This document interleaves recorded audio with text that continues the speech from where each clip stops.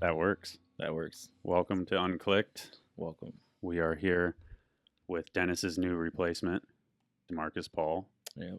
So that's pretty cool. Couldn't make the first. Didn't show up to the first one though. We did the Morgan podcast, and Demarcus is like, Yeah. Can't Got something to make do. it. Yeah. Can't make the first day. Yeah. So we are here with Felix Prangenberg. I know I said it right now because we're re-recording this. Grant Castelluzzo. Thank you guys for coming down. You are here. I think the reason why you're here is X Games. Yeah. Correct. So Yeah, exactly. how long are you staying in California? I'm here for a full month, but I'm already going back next week, Saturday. Mhm. So yeah, 4 weeks. Okay. Yeah, just Nice. hanging out. Yeah, What was it? I mean, what was X Games like? I feel like it was a little bit non-X Games-y. yeah, it felt more like when we rode the contest itself, felt more like a jam session kinda. Yeah. It was pretty chill. Just you heard like the beep when your run was over, and that was it. Do you feel like it was So- less pressure riding it that Yeah, way? I think so. It was Yeah, just sick. just riding with like friends, and yeah, I think that was good. Not having an It announcer works. was kind of weird, right? Yeah, that was Oh, weird. really? I mean, Yeah. a crowd was one thing because there was like a small crew of people there. Yeah, maybe like 30 But- people. But not having an announcer or anything like that was super weird. Yeah, from, yeah, like you didn't hear a name when you had to ride. There was only like someone on the other side of the course, and it's like, Yeah, that was it. I feel like there was dirt, park, and street. The first run of the first, of every single event, I missed like half of it. Literally, they because didn't filming announce- it, okay. yeah, because there was no clue that the event. Like I'm standing around holding the camera, it's on. I know it's Yeah. gonna start soon, and then I'm like, is he practicing? No, he's going. Like, Yeah, Fox I thing, missed right? Felix's first run for like the Wethepeople social, and that was the run he actually like placed with because I noticed he was riding. I was like, oh, I guess he's going now. Yeah. Nice, because they didn't tell us the order. I asked him, I'm like, oh, what order? So I can like think like, oh, who am I gonna look for? Then he's like, I have no idea. I was like, oh, nice. Usually, I feel like they know the order. He had no idea, so I was like, all right, whatever. Then he was going. I was like, all right, I guess I missed that one. Yeah, Don't worry, too, I'll film the probably. other ones. That probably could add to take away from even more pressure because I'm sure I don't ride a lot of contests at all, but I'm sure if you ride a lot of contests, you're waiting for your name to be called when you know you're in that order. So Yeah, if you're going 6, it's kind of like I'm pretty sure they told us, but I couldn't really remember, and I was just waiting, and I was Oh, like, sick. all right, I'll just ride, and then it worked in the end. So that's good. What I feel like that contest was actually really good though. Aside from Yeah. the kind of the level of riding and everybody Dude. being able to pull Oh, out yeah, of the definitely. 3 events like park and dirt and stuff. I felt like the street event was actually like really good. yeah, and we ended up with 4 runs because Mhm. it was like kind of like a jam session, and I don't know, just like the runs came better and better. I feel like. Yeah. And, like Lewis had like the best run, like when he rode like the last one, and like Shad as well. His run was so good, and yeah, it was pretty good. Yeah. I think Definitely fun it's contest. weird when like Chad killed it, but then he was in like 6th or 7th or something like that. Yeah, And maybe he should have been a place or 2 higher or something, but it just showed like kind of the level of the riding there. Like everybody got to pull something, and I thought it was like a really cool, like a really good example of like what you guys were capable of, in my opinion. But yeah. and then Garrett comes in and Oh, yeah. fucks it all up. Yeah. But But I mean, everyone did. yeah, Like yeah, when Lewis had his last round, I was like, damn, that's definitely podium. Yeah. And then he ended up like 4s, and then Shad was 5th, I think, right? hmm And yeah, I thought both of them would make it onto the podium. it's So it's yeah, hard to judge. it is. I Yeah. think I can only imagine being a judge and stuff. Yeah, so much stuff that goes I don't know why. down. I It's don't know why like- Gary does it to himself. Gary Yeah. Young judged it last year, and then he had that like he was like, "Fuck, it's so stressful," and then I think he forgot, Dude, because they skipped a year, and then he's like, "Oh, I'll do it again." Like, fuck, that is so stressful. especially is. with how like with yourself doing like switchfoot stuff, then it's like just the level of riding that you have to pay attention to. You can't only just like watch it contest wise, but you have to really pay attention to the person in general. You know, Yeah. it's like you have to watch their stuff in order to know. They actually asked us this time which foot we're riding, usually like forward, Ooh, that's sick. so they can see the switch foot stuff. And Oh, yeah, so they asked it- about like what side you normally grind on, Yeah. and then what foot you ride forward. Yeah, because it's kind of smart though. It's kind of Yeah. a smart move for them. Like probably a step in the right direction too. If like Yeah. street's gonna keep going a lot of opposite stuff no matter what, and switch-footed stuff is being entered. It's like kind of nice to make the judges know that, even if they don't. You know what I mean? Because then they're forced to at least like, oh, I have to think about it. You know? Yeah. I did write it down for because I'm talking about how much I hate judging, and I agreed to judge the Real BMX parts this year. Thinking that I'm like, oh, it's not on the, it's not, there's no time, I'm not like on any sort of constraint. I'll enjoy it. Like, no, it was fucking miserable. Like it was so hard to place the parts in an exact order, and I flip-flopped so many times, and it was so difficult. But yes, I was like, by the end I was mathematically writing down, okay, how many different clips are there, how many tricks within, like kind of like, hey, this is a scene essentially, because it's like, like Courage is like, he did like fucking 6 tricks in one spot, but then it's like, but he only had like 10 clips overall, So it was like, I was breaking it down in all these different ways. And I was like, definitely had your, the what foot forward, which way spins, like which one, it was just like, oh my God, dude, this is so fucking stressful. So I can only imagine. I watched them like all of the parts, like when they came out, like at least like 5 or 6 times, like each of them. And it's so hard to like, I don't know, there's like, this dude does that cool stuff, and then it's like Jake, he has like super good like spot usage, and then someone else does this, and it's so hard. What was the deal with Real BMX this year? Because I know there was stuff a little bit up in the air because of COVID and all that stuff. They didn't have sponsorship locked in for a little bit, so it got a little bit weird with people not knowing if they had to do a section, right? Yeah, I don't know what exactly was going on. I guess because of like COVID, they just couldn't do it. And then like a few weeks before the deadline, they got the okay to do it. And then I got the invite like last minute. I was just over in the UK for Eclat and Doom Datney's trip. I was supposed to be there for a month, and then I quarantined for 10 days. Just got out for like 2 days. No. And then Stu hit me up and was like, fuck, what am I going to do now? And flew back, and it was so like, when you say last minute, like literally like how many weeks? 3 weeks? That's crazy. Wow. And you're in a different country, and you're 2 days into quarantine.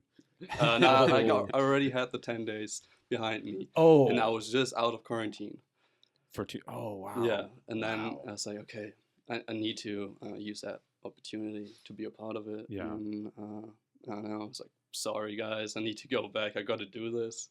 And I just flew back home like 2 days after. Nice. Damn. Yeah. And I was luckily able to use some footage that I already filmed with David, because I started filming for another part. And then, everything I filmed like before last year, or like since last year, October, I was able to use, but we started in like February. And I guess like more than half of the part was like filmed in 3 weeks before the deadline. That's crazy. Wow. That's impressive as well. Like that's maybe crazy is not the right word. That's impressive. Very impressive. Yeah. What so was a banger filmed like within that 3 weeks, or was that? That was the last day. David was in Cologne with me before it started raining again.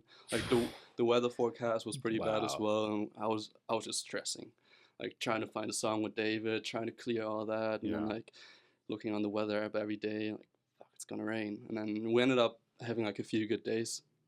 And then like the day before he left, we got the banger, and then I met up with him like down south like one more time for like 2 days, and that was it. That's pretty sick, cool. Man. It's always cool when you can get I'm pretty sure you probably felt like a lot of pressure taken off after being able to get the banger before going out to film again. Oh yeah, definitely. I was just like, okay, we pretty much got the part, and then like the last time I met up with him was like, I had like 2 clips in the part that I didn't really like, so I was trying to change those, and so I filmed that, like the Feeble Heart 3 down that King Ledge. And that was crazy, by the way. Yeah.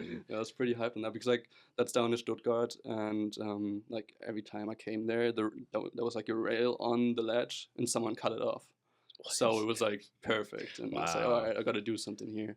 And I filmed the 3 opposite Smith, switchfoot, many Phoebes opposite bar spin. Since we're talking about this, I want to bring up something that like in somebody in the comments, we watched the video, someone was like, how are you not losing your mind when you're watching the Felix part? I was like, yeah, I was, but it was like I'm trying to break down or trying to like understand like what you were doing, and even after watching it a few times, it was still like, I don't even know what just happened. I gotta watch it again. It's like, nah, that's Brent, the biggest compliment. Nah, you killed it. You, man. Yeah, dude. Yeah, because some of it was laid out really well, and then you started like doubting, you know, like you're like, all right, well, this, you know, that one was switch opposite, but then was that one switch opposite? Did it start like the Uprail Predator? I'm like, did it start switch? It's begin regular? Like, I don't fucking know. Like, at a point, you're just like, it was hard. And then to go to off of that comment, I had seen the part 35 times.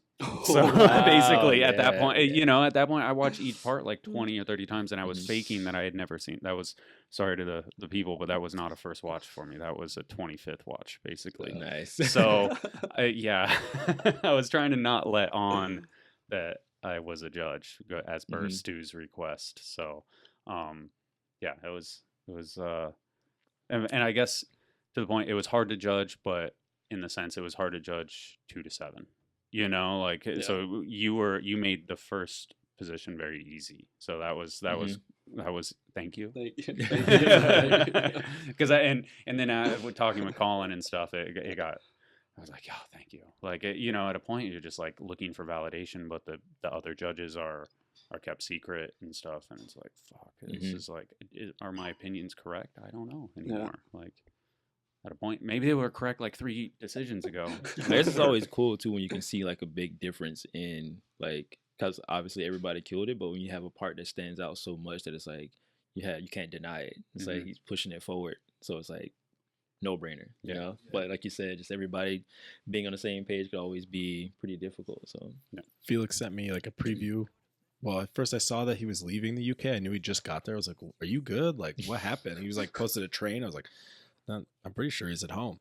He's like, oh yeah, got a last minute Real BMX thing. I'm gonna do that. I was like, all right, cool, that's great, whatever. And then like, good luck. And then whatever, he messaged me a little bit later. He's like, I'm like, oh, how's it going? He's like, pretty good. He sends me a part. It's like the same edit basically. Like little stuff was changed. The clips were in it that he wanted to have removed, so those ones were there.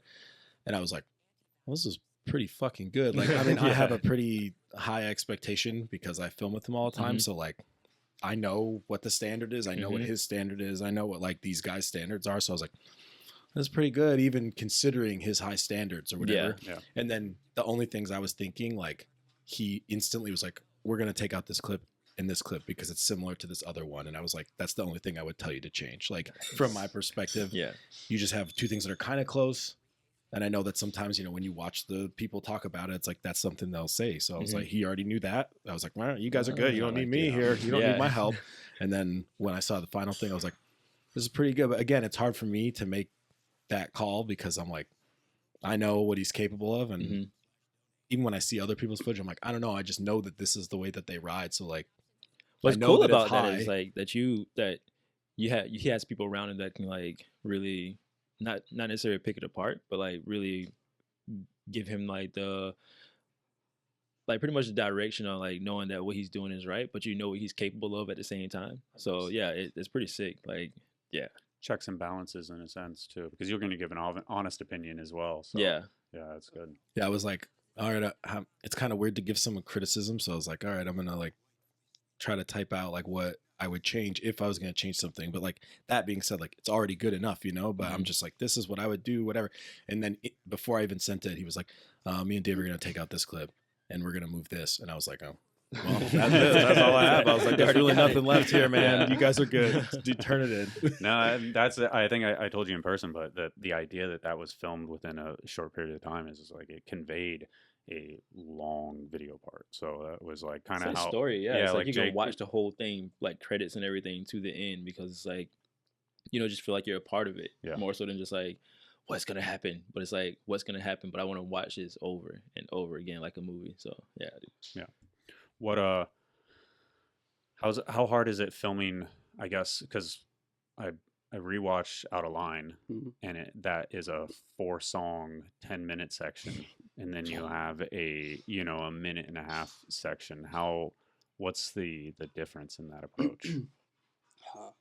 I mean, the Out of Line part was filmed in like 2 years, and like multiple trips. I filmed a lot of stuff back home, and I was already trying to like do my best for that part, like you do with every part. But I feel like when I got that invite for X Games for the Real BMX, I was just trying to push myself even more than I would do for other parts, because it just, I don't know, I wanted to be a part of that like for a while. And now getting the invite was just crazy to me. That's sick. Yeah, it was hard to like plan out what you really want to have in there, because like we had like the footage that we filmed before, and then David and me just sat down a few nights and like we can like, what we're gonna do with this, what we're gonna do with this coming out, this we can leave this one, and it was hard to get everything crammed into 1.5 minutes, so hard. And it's like I don't know, David wanted to get some more B-roll in, and we're like, we can't do this, like we don't have time for that. It's like it was definitely fun and something completely different. But I'm already looking forward to putting out a longer part again to get some more variety into a part, I guess. What's it like? I guess you film most of Out of Line, right? Well, maybe not most of Felix's part, but a lot of probably more than half the video. I mean, I was here for like 2.5 months, I think, when we I think I was here for a month in 2019. That sounds right. And then we came back, like, we went to Minneapolis. But that was more for X Games. But you still were filming in between practice and stuff. We missed the day. He missed the day of practice. He showed up to practice, and everyone's like, "Where were you yesterday?" He's like, "What do you mean? Where was I yesterday? I was riding." Yeah. And they're like, "There was practice." He's like, "I don't know. I didn't look at the schedule good enough, I guess." So we missed the day. Riding is he filmed practice, like multiple clips that day. Really? He's like, "It's probably better spent." You know what I mean? Because that one had a lot of practice. It was like 3 practice days or something. So you were like, I don't know. I probably have enough of time to practice. If I miss a day, it's fine. He wasn't even stressed. He was like, I guess I missed a day of practice, whatever. Nice. And then, that's crazy. So, I mean, do you consider the idea? I mean, you have to be sitting at spots and going like, should I do this right now? Because I do have this contest within a 48-hour period or something. I guess just like right now, like when like the first week I came here, Grant and me were filming the whole time. But I was not trying to do like any like bigger or riskier stuff. So I was like, I want to ride the contest next week. That's what I actually flew here for. Yeah. So just trying to be careful, get some more tech stuff, I guess. And that's what I did when we were in Minneapolis as well. Okay. Just trying to be careful. And not totally. Yeah. Like, all right. Yeah. Yeah. I think everyone has like kind of different approach to filming with Out of Line. Felix was kind of just like, well, it's a long time. Like, I'm going to film when I'm with you, everything that I think I could film, and then we'll figure it out later. Like, you know, I think that one trip that you were here for the 3 or 4 weeks, you filmed like 57 clips or something. Jeez, and it was like, I mean, that's obviously more than you need for a part or whatever, but I think his perspective is like, well, I'm only with you right now, so let's just do everything I can, and then we have like enough, you know what I mean? Like it's done, but I'm going to film at home and get friends and the people at home to help him film. But it's like inconsistent, you know, he doesn't know who he's at the time. I don't think he knew he was going out with, you know what I mean? So it's like the things when I'm out here with you, like I don't have the opportunity to go out every single day back home. I don't have like a filmer that, I don't know, it's not working, that like lives from like filming BMX or whatever. Yeah. So it's like, we can film something on this weekend, and then maybe someone off work, so I can get something here and then like something there. And I'm just trying to make the best of the time while I'm here, just trying to film as much as possible. And that's pretty sick. That's just way easier. Film them all, edit it later. So I mean, it's kind of I have a list of topics, and I actually have that drop the pin that you did with Kramus back in the day. And when I send like the concept, it's like, it's like this. Like for a while when people didn't necessarily recognize it, that was the one that I sent, because it was like, it's like, hey, just do it all. Like utilize everything. Like you rode like, I mean, it's been years since I've seen it, but you rode like a 1.5 foot tall ditch or something like that, and did a couple of things. And it was like stuff that you would just ride by, and Demarcus is really good at that as well. Like just like utilizing non-spots and little things and just making it. And because it's like, it's just, the idea is like, hey, you can go to a random area and not like film bangers or find great spots, but you can just utilize the spots. And I felt like, I don't know, you just have this ability of being able to ride everything, in my opinion. Do you feel that could be like from just like your history of growing up, how you like You probably grew up riding everything, right? Yeah, I guess I mainly rode park, but also like I come out of a village with like 1,500 people. It's like super What? small. I didn't have anything to ride, and so I just rode flat all day in front of my parents' house, and like I learned like the first few things on flat, like 180s and like 1-footers and whatever. So I just like, and then there was like a curb, so that was a spot for me. Yeah. And I guess now I started riding like we found that indoor park in Cologne, so my dad just always took me there, and I rode a lot of park for until I was like I guess like 13, 14, and then I was already riding like street here and there, and that was just like, okay, I want to ride street. That's like you can do so much more with riding street than just like a park that's like given just for for I don't know, just for riding. No, I understand. What let's talk about the village. How far is it from like because it's like not only is there only 1,500 people there, but it's kind of out there too, right? Yeah, like definitely. what's what's the scene? I don't know what a German village is like. So my whole family grew up there. Mm-hmm. My dad works in his uncle's or like my grandpa's company, and then my mom has her own shop, and so I always had like my whole family around, and everyone knows everyone. Like everyone, you goes through the village, and everyone will know you. It's kind of weird. And there's that kid on the bike again. yeah, and there wasn't anything to ride. My dad was always super supportive, so he built me like some small ramps, and there was like a little bit of like I don't know, a little bit of property behind my grandparents' house, so we built like a small dirt jump. Oh, nice. And that's where like most of my stuff went until I was like 9 or 10, and yeah. I was just stuck there until I was like, I don't know, 15, 16. And then, so did you, I assume the village never had a park. You only had that stuff. And then, so your dad was giving you rides around because your dad was super supportive, and probably your mom too, obviously. Yeah, both of my parents. And my dad's always been like super into mountain biking, like downhill, freeride, like enduro, all that stuff. So he was always super supportive. And then I first raced mountain bikes when I was like 6, 7. And at the same time, I already got a BMX bike. And my dad had like I had one when he was like, I don't know, 12, 13, but he didn't know what to do with it. And so we like Googled it, where we can go, where we can ride it, like what to do with the BMX bike, pretty much. So we found like videos, and we found that like brand new skate park in Cologne. And then we just kept going there. Like my dad drove me there for like probably like over 10 years, like once or twice a week. Crazy. And how far of a drive is that? That's an hour, like 65 kilometers. Yeah. And yeah, that's where I had my first contact with other BMXers that tried to like show me how to drop into a quarter pipe and whatever. And so we always had to drive somewhere to ride like a park or like some dirt jumps or whatever. And yeah, every weekend we went somewhere else pretty much. So David Patterson did you a little dirty and sent me a link to the Disney stuff. I knew it. Yeah, thanks, of course. Dave. Yeah. What?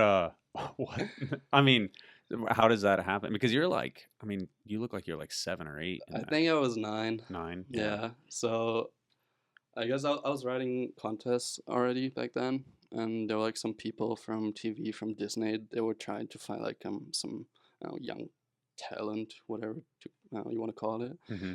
And they came up to me and were like, "You're here with your parents?" And then they just like started "No, I'm alone." Yeah, and then it just like I don't know, came about and just happened. And so were you like a regular on the network? Like I mean, obviously it was in German, so I couldn't really. It was just like on TV. I saw it like a few years ago again. Like they aired it out again. It has a lot of views on YouTube. Yeah, yeah. So I mean, that's pretty cool. That's pretty cool, man. Everyone keeps making fun of it, but it's whatever. I mean, I was 9, and I guess like a few other TV things came after that, and it was just like at a contest, and then just do a little. I mean, because. I mean, I was about to say where I was going. I was like, you were a little phenom at the time, but then actually that transfers into the next thing was because it went from TV and all that stuff, and then at a point, obviously, you got flown over to do the Red Bull event at X Games. Yeah, so that was the first time I met crazy. you. Yeah, that was sure. the first time I ever came over here. Yeah. And that was always like a dream to come to America. Kind of like, because like, I don't know, I watched all those videos and everything was coming from over here. That's where everything's happening. And so how did you end up like? So what were the requirements for the contest? I guess? Was like you were supposed to put a video up, which wasn't longer than like a minute. Mm-hmm. And I saw that there was like some contest going on, and I didn't even want to be a part of it because like I was scared. I was like, I'm not gonna do well anyways. And then I think like Akim Kuyevsky, he was like, oh, you should enter it, like just try it. And then I ended up filming like, I don't know, 10 clips or something for it, and yeah, just got flown over. Like they were looking for like 6 younger riders, I think it was 6, yeah. And then Red Bull flew us over here for that Red Bull Phenom X Games thing. It was pretty cool. Yeah, definitely. It's funny because like, you know, they were little kids. I mean, they were like 13 or something like that. Yeah, because like Grant Germain was one of them. Grant too, was right? one, yeah. Yeah. Who else was Brandon there? Webster. Brandon Webster, yeah. Canada, yeah. Yeah. I haven't heard that name in a minute. He was really good. He fishes now. He fishes. Yeah, I've seen him fishing. Yeah, I don't know. He probably still rides sometimes, but he's fishing. Someone else from Germany, and some dude from Argentina, I think. And then there was that dude. Remember. I think you nailed that. There was that guy from Illinois. I think his name was Matt, because Dan came. Remember? Isn't that where Dan came and met you? So one of Dan's friends had got there. That's how he got to come with him, and that's how he met you. Oh, it's so long ago. It was and like then 2013. And then when you came, that was when Dan already knew who you were, and I was like, oh, they're sending Felix or whatever, and Dan was like, oh no, that dude is good. And I was like, I mean, I'm friends with him on Facebook. Yeah, he seems pretty good, whatever. and he's like, no, like, he's really good. I met him like years ago, and I just been following him since, and he's like really good. I was like, I don't know, whatever. He's like, yeah, he's like German, Garrett Reynolds, like that level. Like he's like on that level. I was like, all right, we'll find out. And That's I was, cool. yeah. I mean, you're the only person that I remember. I remember Grant was in it, but and because I had like met him, I think within a year or two after. But you were like you were down to film clips. We filmed a bunch of stuff, and I was like, "Oh, that kid was dope." Like, and then I can't even remember that. But It started early. Yeah, already. Yeah. And you did you end up winning the event too, right? So nice. yeah, what did you like? Did anything come of that, or what was the deal? I guess that's where it all started. When like I flew over here with Akeem, we went to like Woodward, and like we actually rode Dennis's ramps after, and that was like, whoa, I'm at Dennis's ramps. Like, this was crazy to me back then. And I guess like we came back, and Akeem was like, I had like this bike back, and he's like, nah, you're gonna keep it. Like you're gonna need this more often now. It's like, all right, for what? Like, what am I gonna do with it? And then I think that year was when I first got paid from like a shop in Germany, and I got put on Nike Pro. Oh, cool. It was like I just turned 16 like a few weeks after, I think. 15, 16, I can't remember. Sick, Yeah. And those were like my first paying sponsors after that year, because I wrote like the BMX Worlds thing in Germany, in Cologne as well. I got like third, and I feel like that was like the year where everything like kind of told me that I can probably make like a living out of it at some point. Yeah. Maybe it was still pretty surreal to me. Still is to this day. I'm sure. What were your parents like, okay, go for it, or was it? I mean, like. So I finished school. I did 10 years of school, and then started like some apprenticeship that I didn't really want to work in. So I was like, I just want to ride, and I was like, okay, I'll just do this for my parents, for my family, so they're all happy. And after those 3 years of apprenticeship, I can just go ride my bike and hopefully make money from it, and or just like live, like just be able to live from it. And then like after years, like I can't do this. Like I got put on with the people as well, and they just like kept asking me to come on trips, and I was like, I can't. Like I'm working, and I felt like I was, I don't know, missing out on opportunity. And I was like, all right, I gotta end this. That was like pretty tough year with my family. My dad was always like super supportive. He was like, I know you can do it. Like you got it. And my mom was like, I mean, yeah, I want you to have something like safe after all of this. What's gonna come in the next few years, whatever, and yeah, just quit the apprenticeship and then just started traveling. Yeah. And rode my bike, and yeah. That's cool. That's really sick. You moved out of the village? No, that No, took that a took a while. while. Yeah, I was That's gonna new. ask that. I was gonna ask it. I was still 17 at that point. Oh, so, yeah, yeah, I guess that makes sense. You need to be 18 to even drive a car in Germany. Mm. So I couldn't even drive, couldn't even get out of the village.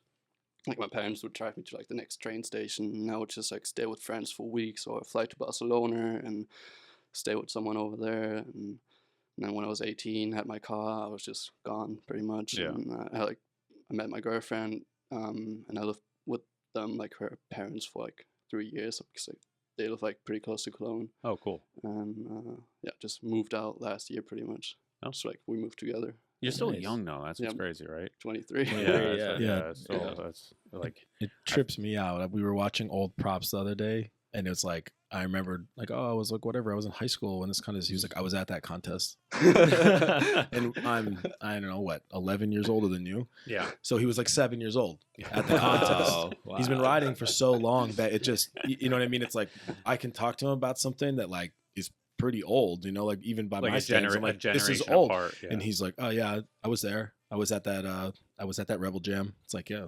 Yeah. All right, I guess Wow. you were at the, you know what I mean? He's like, oh, I Mhm. rode. That's the first year I rode in the Rebel Jam. Yeah, like You know what I mean? Like that's crazy to me because like Most kids, I was yeah. a kid at that time. Mhm. He was like a baby basically, Yeah. and he was there riding the event. He's been riding for a long Yeah, time. no, you I know? was like inspired by all those like riders from back then. Like even when I talk to friends like that I ride with on a daily basis back home, and like you remember Danny Hickerson? They don't even know who Danny Hickerson is, and it's Yeah. like there's what I don't know, always been one of my biggest inspiration. Like Mike Aitken, all those guys from back then.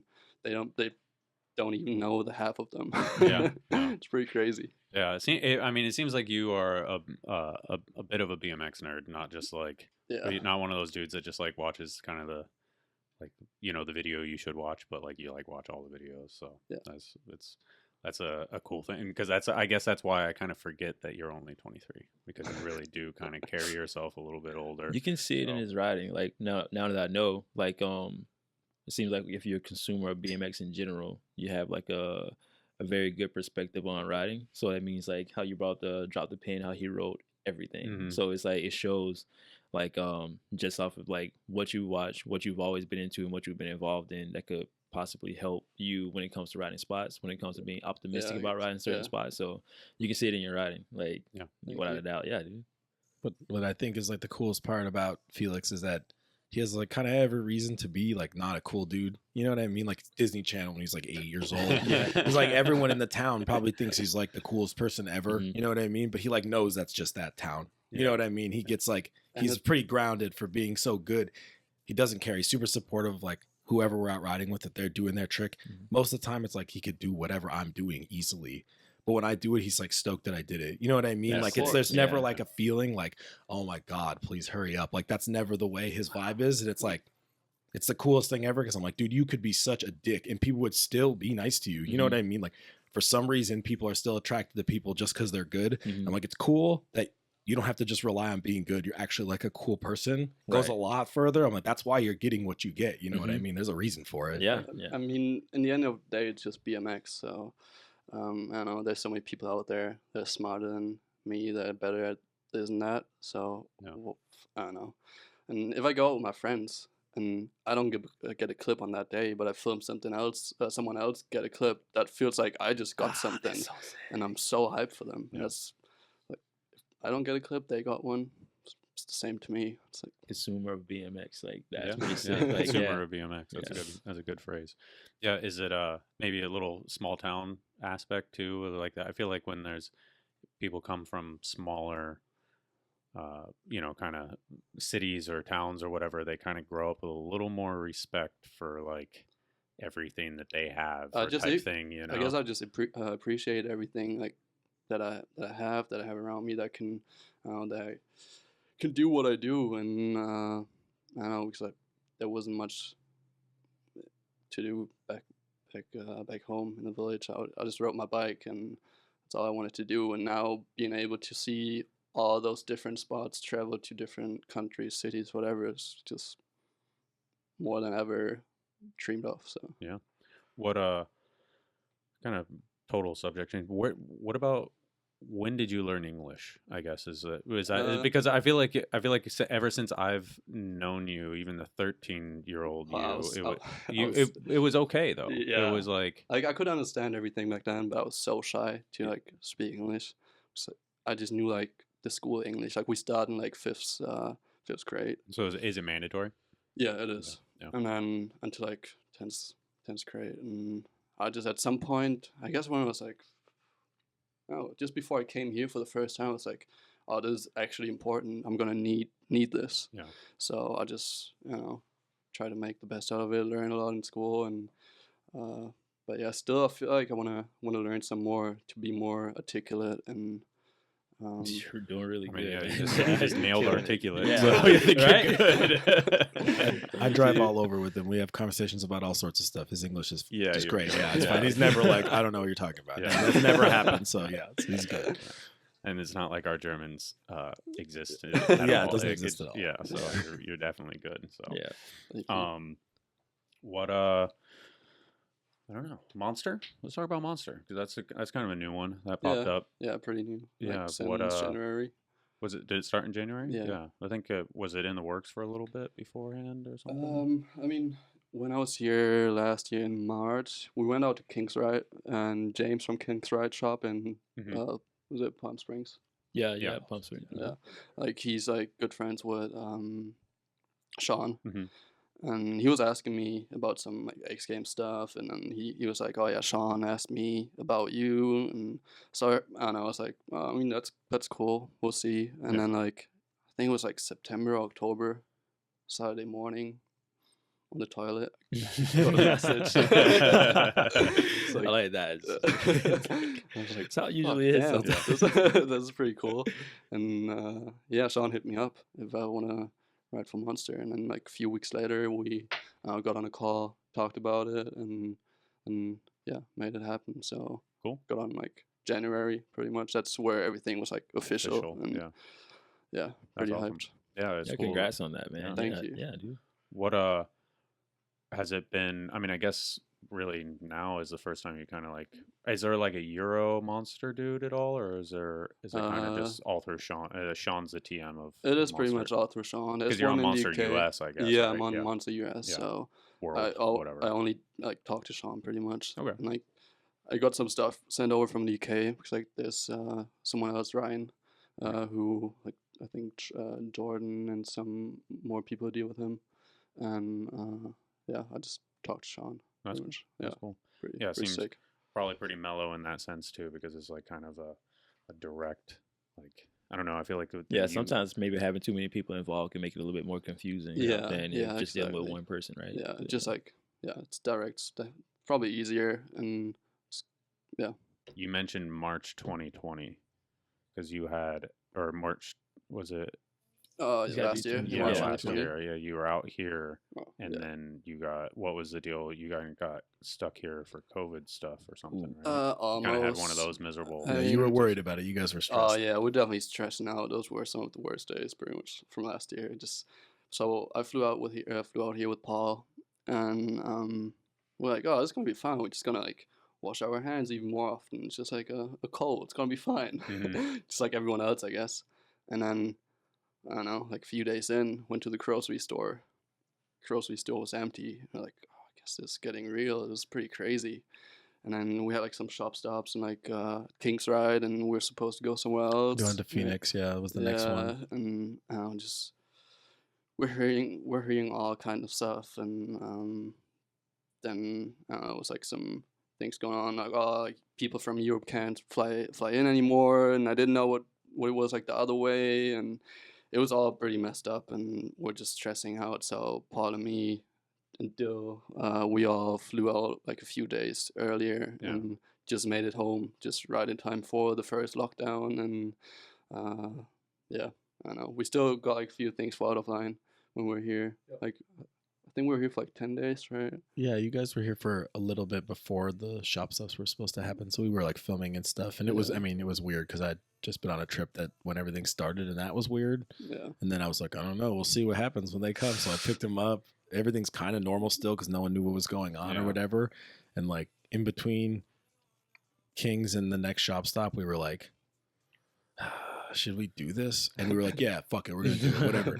And then like we're sitting in the Airbnb and Paul's like, fuck man, like what if like we have it? What if we have it? We just fucking flew all over the world. You know what I mean? Like what if we're the ones that are gonna give it to all these kids? You know, like what if none of us are getting sick? You know, it's like you're just panicking. He's like, and that doesn't look good. Like we look like shit then. You know what I mean? Like we're the assholes that got everyone sick or whatever. And they were like, the King shop stop was like big, but it wasn't that big. They were like calling and telling us it was going to be like, oh, like 100 people at the Arizona. And we're like, dude, 100 people. Like, what if we get like 50 people sick? You know what I mean? Like, this is crazy. So then they were like, all right, fuck this. So we drove back to LA. What's the numbers? Like 99 out of 100. You're like, fuck, one person's going to die at 100 people. Like, And then they were like, I'm driving them back and they're like calling the airlines, like waiting on hold forever, trying to like get a hold of somebody to like switch their ticket. It was like a nightmare. Felix, like we were riding a spot waiting and Felix like wouldn't even ride. You know what I mean? Like you could just tell he couldn't even like stop thinking about it. Like anxious about, I just want to, I don't know, come home somehow. Yeah. And I mean, at that point, no one knew what was going on. Yeah, I don't know, weird time.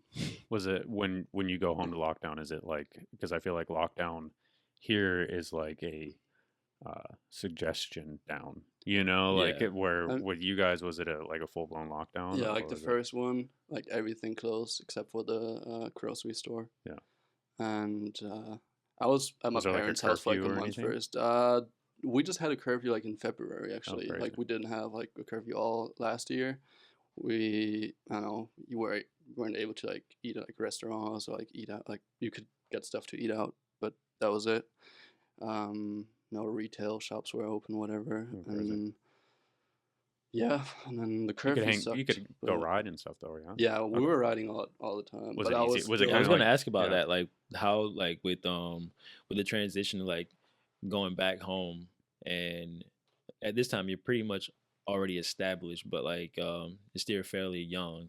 But how did that make you feel? Like, did you feel personally that like this could be like the stop that could really change everything about BMX for me? Like, how did that make you feel? I was definitely pretty scared because, like, I mean, no one knew what was going on, how long this all gonna last, and so I came back home and like self-isolated for like 2 weeks pretty much, just to make sure. Well, I was with my family, and yeah, and then I mean, I just need to ride so that I don't think about stuff too much. So I just started filming a video with a friend of mine, and wrote all the spots that were usually not rideable.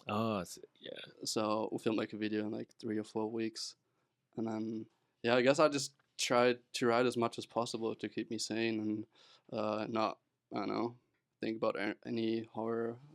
Yeah, it seems similar to here in the sense that like you could have treated it one way and stayed inside, but then the whole other side is that all this stuff and getting hassled all is really kind of disappeared. We talked about it a bunch on this, but it's like getting hassled in all these free spots, it was like a free for all. Like, that was so good. I mean, you were only supposed to like meet up with only like 1 or 2 other people in the beginning, and so I only met up with one friend that I filmed a video with for like weeks, and then like we were pretty serious about that stuff. We just, I don't know, just wanted to make sure that no one was getting sick or that we don't give it to anyone else. So but yeah, we still rode all the time. And then I mean, I got hurt in the middle of the summer, so it's pretty much chilling for like 3 months. Well, but yeah, it's gonna happen. We'll just try to make the best out of it, I guess. What about you brought up getting hurt in out of line? Apparently, you broke your hand and pulled the trick. You pulled that truck. Yeah. Oh man. So I did that truck, and the impact was just, I don't know, too hard, and I think I like catch the bar kind of weird, so I had my thumb not on my bars, like right, and so that bone just got pushed back, and the bone in here just got shattered into a few pieces. so they couldn't put like back together with like pins or whatever. So I had this like external fixator from the outside like that. for like a month. Yeah, like this fucking rubber hand. And Wow. yeah. Did you? I mean, you had to know instantly because I watched, as I said, I watched the part today. But you can see you're like yelling and you go out of frame and you can see it's definitely an awkward grab. But like, did you know? Was it like an excitement yell or was it like a pain yell? Both, I guess. It was like, so I landed and I like ghost ride my bike or threw my bike, I can't remember. And then it's like, fuck yeah, I did it, I got it. And now it's like, I can't move my hand anymore. It was like kind of like stuck like this. Yeah. I was like, all right, I broke my hand. That was it. And then like hang out with the boys for a while and then walked to the hospital and get surgery 2 days after. But I think I've never been I think I've never been so chill walking into the hospital. It's like, I got the clip, I don't care. Yeah. Like my part is done. Oh yeah, that was just gonna that was be my like next the question. second to last clip. I already got like the banger like in 2019. Well, you sat on that one then. Yeah. And I was like, I mean, yeah, I'm gonna get surgery now. I'm gonna use this time to do things that I always wanted to like get into, but didn't really like had the time for or whatever. Yeah. So speaking of getting into things, like when did you decide to start getting tattoos? I guess I always wanted to be fully covered in tattoos, like since I was able to think really, like and then I think I'll try to get just my on the Disney Channel going like, I cannot wait to get these tattoos. I always thought like it looks cool, and I guess when I was like 13, 14, 15, I wanted like more and more. And I remember when I first met you, like when I think you were out here. I don't know who you were with, but we rode a few spots together. And like, I don't think you had any tattoos in. Maybe you had a few, but like they weren't too visible. Then the next time I saw him, I was like, "Whoa, you got a lot of tattoos." Yeah, it went pretty quick. I just I don't know. I started it like a few months before I turned 18, and then just couldn't stop. And got I think my arms were covered in like a few months, so I did my hands and started my chest and everything, my legs, and just. Do you have any BMX tattoos? I do, yeah. Like my first one I got was like pedaling forward, and then this pedal right here. Nice. I think that's it. Nice. And I mean, like from like some trips, like out of Vine. That one's from a Doom trip. We hope that's. Yeah, you hope. We hope that this has Doomed. Nice. Yeah, stuff like that. That's pretty cool. Yeah. Ryan Scher, when we used to live together, he has the. I mean, fuck. I'm pretty sure it's like a tramp stamp, like like the Asian letters type thing. And anytime anybody would ask him what it said, he would just say, "Oh, spring break." Like it just says spring break, but he would never really answer it like what it actually was. So because I think it was like one of those things where it was like, yeah, these are just three random symbols. But I guess Kane from Shanghai. Oh, okay. He translated it to the tattoo artist. Okay, So then you're good. Yeah, I think we good. Yeah. Shout out to Kane. Yeah. What is the PMA? Positive mental attitude. Yeah. What is it? Positive mental attitude. PMA. Yeah. Cool. Just got that before another surgery I had like a few years ago. It's like, I think that makes sense. Yeah. Do you feel like with getting a tattoo and like you said right before surgery, do you feel like that actually kind of give you like a reminder that things will be okay? Yeah, I guess that was like a reminder for myself for like just, I don't know, stay sane and make the most out of it, and things happen, whatever, and just like a personal, general reminder to like, oh, like it's gonna be fine. Yeah. In a visible spot, you catch it. Yeah. Yeah, that makes sense. Let's talk about the Uprail hard 3-whip. Yeah. The Uprail hard box jump. Yeah. on a very difficult rail too, I'm sure. Like that, I've been there and looking at the rail, it's like, how are they just going up the outside? Yeah, like you have to like swoop, right? Like jump into it. Yeah. In between that bush. Yeah. And does it have stoppers? No. Nah, it just like makes the bottom wobble, so wobbly. it sounds when they're grinding up it sounds like it's caps because it's like hitting at a perfectly even pace, so it sounds like you'd be like tick, tick, tick, tick. It just like hits the ground at that same spot. Yeah. I thought maybe it was like a little kind of, they do the little weld marks, they just hit it with like kind of a couple of beads or something. But what how many tries, what's the whole deal? Maybe we ask Grant. No, so I don't know. We went there like the year before, like a year before. Yeah, I think probably. so, right? Yeah. And I filmed something on it, and Was that the hard 3 turn hard down? 3 turn And down, the hard 3 toboggan. T-buck, Oh yeah, the toboggan was and sick. Great tricks too. Yeah. You know, like yeah, that's trying to get the old box jump yeah. tricks No, in That's there. sick. That's sick, man. Fuck, Pushing it Uprail forward, box bro. jump. Yeah. Yeah, so I already knew that that was the perfect rail for something like this, and I was just like thinking about it all year before I came there. Had it in my head so many like for so long, and in my head it worked. And then that was the last day I was here for my trip. I was here for a month. That was the last day, and I knew that I want to go there on the last day and try it. And Like before you even landed, you knew it was like going to be last day, basically. yeah, pretty much. Wow. And so we went there, and at first just like started laughing. So I was like, "What am I doing here? This is stupid. It doesn't even make sense." And then I don't know, did a few hard 360s. I think I've never done like a PEX hot 180 whip before that. Oh, really? And then yeah, it took me a few run ups, went up it a few times, and then kicked the tail whip, got to 70, and like stopped like rotating. It was like, whoa. This was, Like it came around, yeah. Yeah, it just came around just like that. Yeah, Like, you said I was that. so surprised. You said that you're like, it's gonna work. That you were like Yeah. right away. You were like, I can do it. It's gonna work. Like because before that you were doing the 3 and you were like, nothing was happening. You were just like, I don't even know. Like whatever. I have to try to kick it, but I don't know. It was what's still gonna like so happen. surreal that I'm gonna try PEX hot 3 whip to me. It's like, Yeah. what am I even doing here? Like this is stupid. Yeah. And then next go where I kicked the tail whip just worked. Wait, so literally the next kick. Yeah. Yeah, he kicked it. Wow. Yeah, he probably did like maybe I don't know 5 hard 3s. Then the one kicked to 270. Did like a few Then more like a hot couple 3s. more hard 3s. And maybe like once or twice going up the rail where you like didn't do a do trick, anything, you just yeah. shot off the end of it, and then out of nowhere just pulled it perfect. Yeah.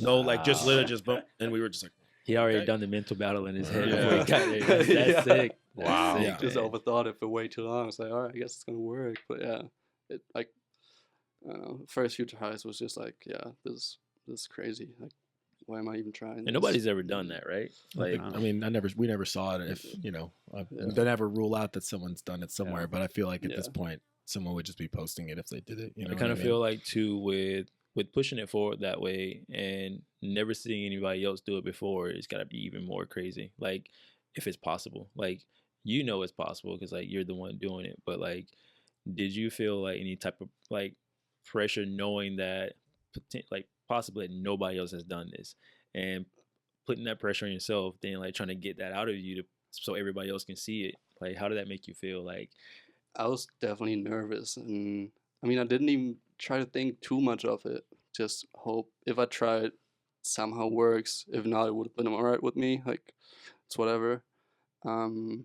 But yeah, it was just the best feeling ever. Actually, like landing it, and I was just so surprised. I couldn't believe that I actually just did it that Yeah, way. you like started, you like that. landed, rode away, and then you're like started laughing. Yeah.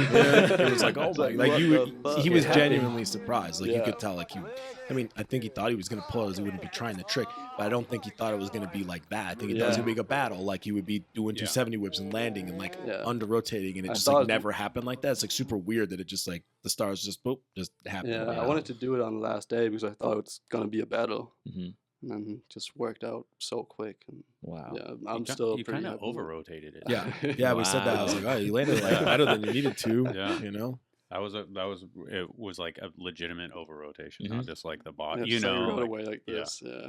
God, that is nuts. I didn't. Fuck. I thought it was gonna be, you know, a couple of blown out tires, you know, like I Yeah, thought it that's was gonna what be I a thought. Yeah, we battle. figured. Yeah. Yeah. Going on the history of like how like obviously coming from a very small place with no skate park around anything, it's kind of cool to see just like the transition and what you can like push out in the streets. And I don't know, it's pretty sick like to know the history on like where you come from, then eventually getting to ride in parks and the stuff that you can take from what you learned whenever you were younger. Yeah. And like, oh, well, I can piece these two together. It's pretty sick. Yeah. Yeah, that's what it is. Thank you, man. Yeah, dude. Appreciate it. That's. I mean, I always think that you know, there's the I don't want to put people in a box, but kind of the East Coast mentality of like you can't, you know, you're not a street rider if you didn't start Yeah. out riding street type thing. But I think it brings a different element, and obviously, you know, you found out you loved it from an early age as well, and it's like you've been doing it for 10 years. Like, I mean, it wasn't like I was riding only like box jumps before that. Like I rode everything at the skate park. Yeah.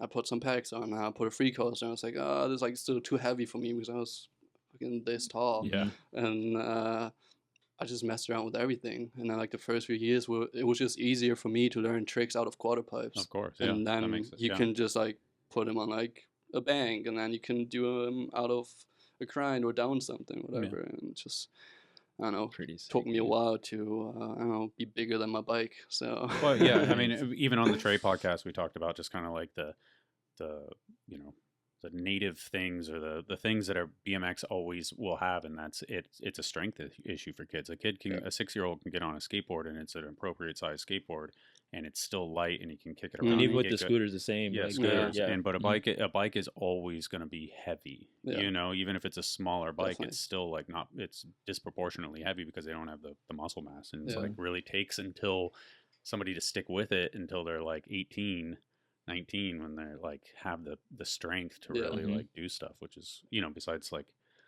you know, a man-child like Dennis, basically. Yeah. You know, like, so, but yeah, it's, I didn't think about it in that sense, like that quarter pipes, they helped me be able to do stuff because you can take momentum and stuff like that. I mean, I remember my first bunny up boss spin. That was the biggest pain in the ass. It just took forever. I just had no energy to do it. Yeah. It's like ground catch, and it's just, took a while.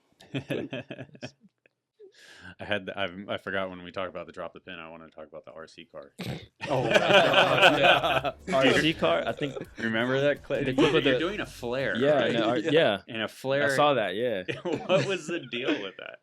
So, Zach and me came to the park and was like, all right, I guess I'm just gonna, like, we found this park, just pedaling around. And I was like, all right, we can just film a flare. And then put my backpack down, dropped in, was just about to do the flare, and that dude from on the other side of that was like a spine ramp kind of, and he just dropped into the quarter with his RC car, and just I was like kind of like this, I think already. I can't remember. It's been a while since I've seen it. Yeah, I was just like about to like rotate the flare, and then the RC car just like came into my front wheel, and just like the car was fucked, I think.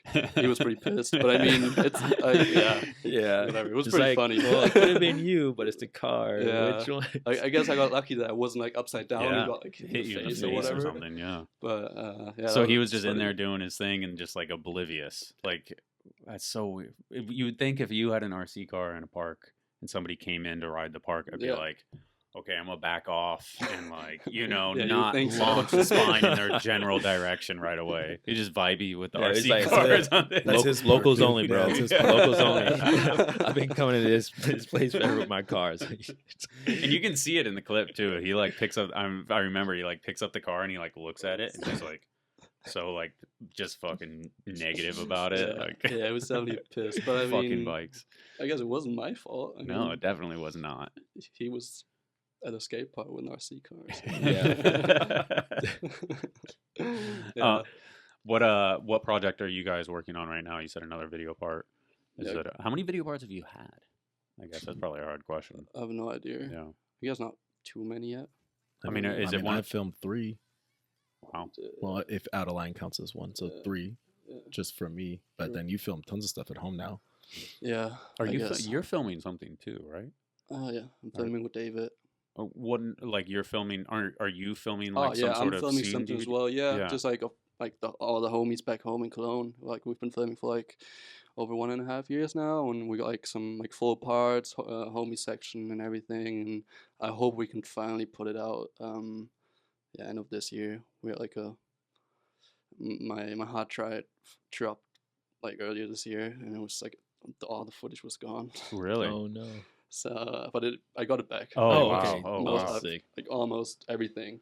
I was just like, I was taking a bath. I was just like in the bathroom as well, sitting on the floor, and I like one of those like small like chairs with like 2 steps, and I had my MacBook on top of it with my hard drive, and I was just about to get up, and the hard drive just like from like this height just dropped on the floor, and that was it. Oh no. And then Yeah, it was hard to find someone who would do it like under like $2,000. It's so expensive, and like they won't really tell you what they're gonna charge you. And then eventually, some skater from Cologne, his homie, it happened the same thing to him, and he found this dude who just like repairs hot drives, and like after a few months we got everything back, so and then got me hyped on filming with the boys again. I was so unmotivated. Pressure, that phone call, like, and letting people know. I felt so bad. I lost everything. Everyone's just been sending shit, and then I lose all the footage. But yeah, we're back. We're filming, and that's cool. Yeah, the dog that's under the table right now, when he was a puppy, knocked over a drive, and I lost like a year archive of work and stuff, like the whole Vans, like South America, when they were filming Illustrated, like that, basically that entire article and like that whole trip and everything was just gone. And it was like, I think they quoted like $3 or $4 grand or something to fix it, and I was like, well, I mean, shit is like not gonna get, I mean, you know, it's without value, you know, like, and so I was send it to them, and they're gonna pay it, and we were gonna pay it, and then and ended up not even being recoverable. So now on 2 hard drives for everything. Like literally just double back everything. I know it sucks for the people out there. Just buy 2 of the exact same drive, drag your shit over, and then drag your shit over again. And then put one and then separate them. Put one in the closet, put one on your desk. I got an SSD now, but I still have to get another hard drive just to back it up. So, I mean, they can't see it, but look at the line of hard drives up there. So that's, and then the other ones are in the garage. So it's like, you just have to, unfortunately. It fucking sucks. So time is more valuable. So that is going to come out in, I don't know, for later this year. I know how it goes. Gotta put some pressure on the homies to finish it. That's cool. and then this thing with Grant. Yeah, we're filming something for the people. It's probably going to come out in a few weeks, I guess. Yeah, we're done. Solely from this trip? Yeah, it'll only be from this trip. Like 62 clips so far, or what? Speaking of We the People, how is it being a part of We the People and being called the team of hard way tricks? Like, everybody on We the People can spin, and it's unreal. I don't know, it's whatever. It's kind of annoying at some point, but I'll just try to do different stuff and not only do hot tricks. No, like, just what about it? Like, everyone else wrong. Do you guys ever go to like different spots and stuff? Then maybe somebody else would want to try something that you may think of, or like, how did that work? Like, do you guys ever have difficulty with like choosing what trick to do at a spot, or like, how is it? No, that's never a problem. I think we still write so different, like all of us, and we always come up with something. Like Dan is like a setup guy. He does crazy setup tricks, and then Jordan, I don't know, has all of the tricks, does big stuff, big red guy, knows many guy. I'm not knows many guy at all, so we don't get in the way with them.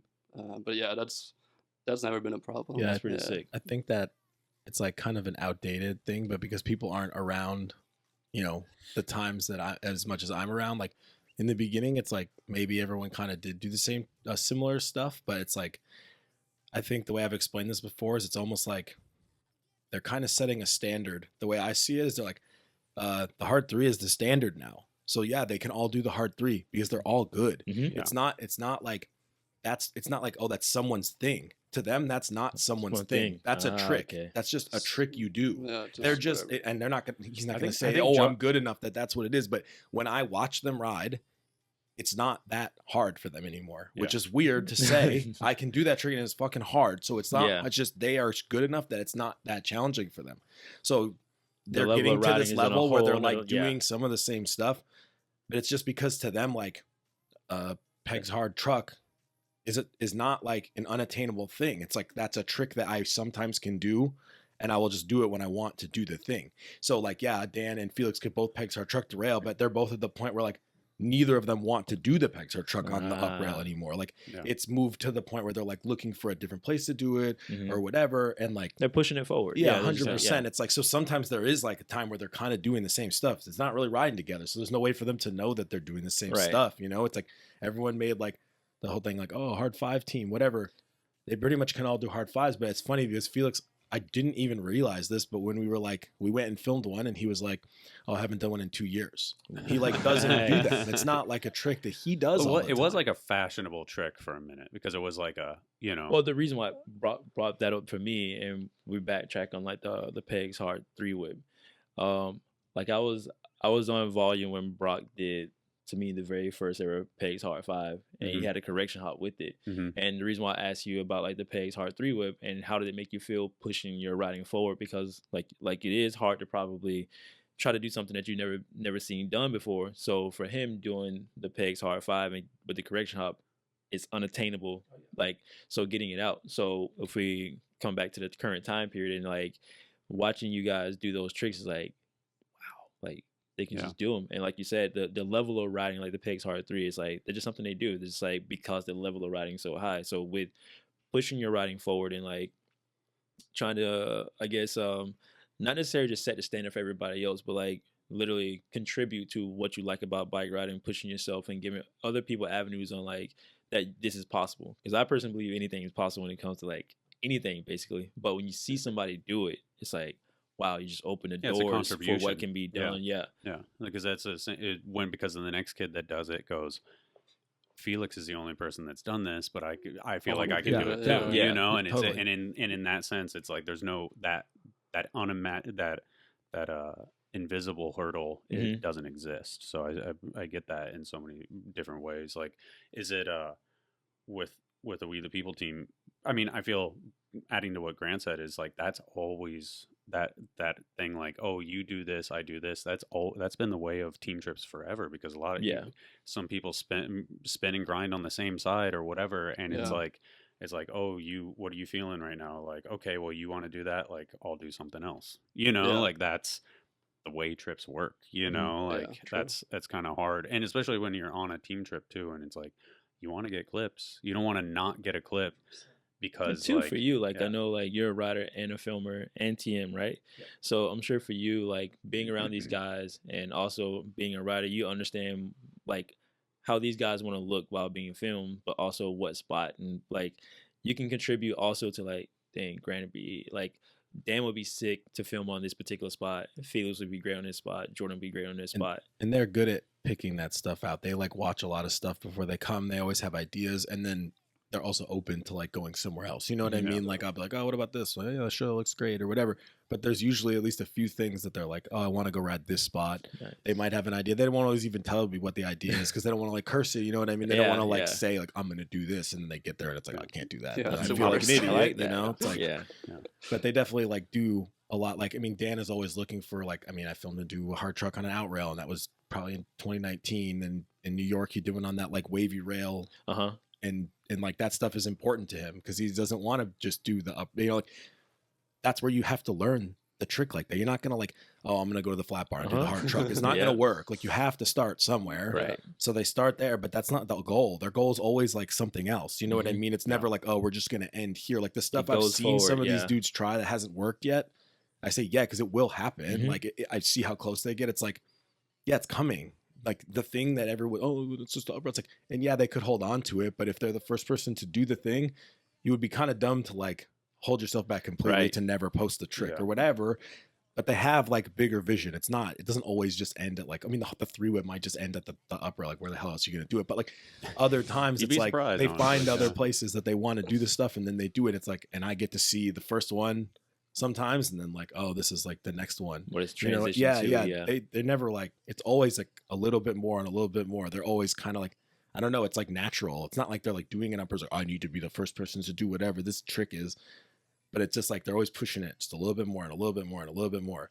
And it's like, it's pretty impressive to see. It's pretty crazy sometimes. Like, but again, I'm getting used to it. You know what I mean? It's just like kind of weird to be getting used to it. But it's like sometimes I see the stuff that they're doing, and like I just know how good they are. So I'm like, this is great. And I'm like, I hope that everybody else like recognizes it for the same. You know what I mean? Like sometimes I feel like their stuff is so progressive that if there's too much of it, it's like doesn't get it goes over people's heads. It's like if they spaced it out over years of projects. You know, if you took the last 5, the whole part, and you spaced the like the craziest, most progressive things in the end of parts for the next 5 years that would probably be appreciated more, but they just like are on a pace where it doesn't matter. You know what I mean? They're Especially just gonna keep going too, to like, the next thing and the next thing and the next thing. I'm just appreciative they like to film for like a project always. You know, it's like hard to sometimes find people that want to do that and they're somehow always down. There's never like, they don't need convincing. They want to do that. I don't tell them what they want to do. They're just like, yeah, we're filming. Like, all right, cool, we're filming. Great, that sounds good. Sick. No, that's definitely good. How is it for you with kind of keeping up with all these dudes and kind of the, you know, you're filming, you want to ride as well, and you know, manning the van. You got the We the People sticker on there. Like when Paul is the kind of the overall TM. Yeah, Paul's like the actual team manager and like marketing person for We Make Things, like all the brands, not just We the People. He's the Claw team manager as well. Okay. And I just help on US stuff. Okay. But obviously when they're here, they're then US stuff. You know what I mean? Like I deal with whatever we got to do, you know, coming here, whatever. But also like, you know, these guys talk to me pretty often, sometimes more often than others, just because time changes pretty annoying, and Jordan stays up super, super late and wakes up late, you know? So it's like sometimes it just doesn't even like line up. But we try to stay in contact and stuff. Like I want to know what they're doing anyway. You know what I mean? Just because they're like my friends now. You know what I mean? Like I went from not knowing any of these dudes to them all being like super good friends of mine. So I'm just curious as to what they're up to, even if it has nothing to do with my job anyway. You know? That's pretty sick. What's the name of this next section?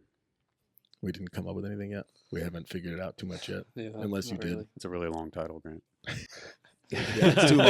It's not gonna work good on YouTube. Play that back. Sorry, not a COVID cough, I swear. Yeah, we'll see. What about you and Jordan share a good amount of sponsors, right? Yeah, like 5 or 6. 5 or 6? Yeah. That's really sick. We just have like the same sponsors just for the shop. Do you guys ride really together a lot? Yeah. I'll start Doomed, Monster, We the People, Claw, Etnies. Yeah. Yeah, that's it. Yeah.